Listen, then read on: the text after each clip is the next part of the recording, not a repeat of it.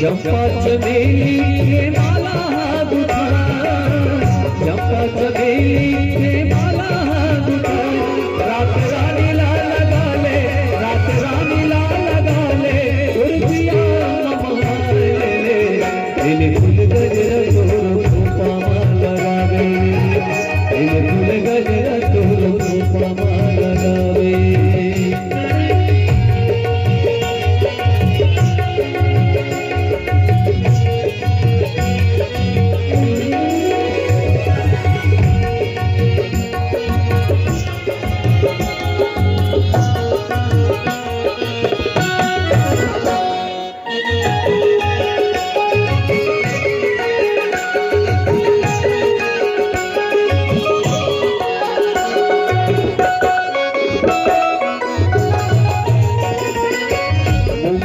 गर्दन सोना के कंगना, मुगरत गर्दन सोना के कंगना, कभी छूटे जन सुंदरी, कभी छूटे जन सुंदरी, माया के बजना हो ले, दिल फूल गजरा तो पामा लगावे, दिल फूल गजरा तो पामा लगावे।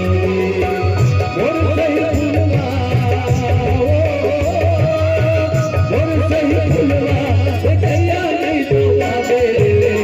दिल फूल गजरा तो पामा लगावे, दिल फूल गजरा तो पामा लगावे, दिल फूल गजरा तो पामा लगावे, दिल फूल गजरा तो पामा लगावे, दिल फूल गजरा तो पामा लगावे, दिल फूल गजरा तो पामा लगावे, दिल फूल गजरा तो पामा लगावे, दिल फूल गजरा तो पामा लगावे।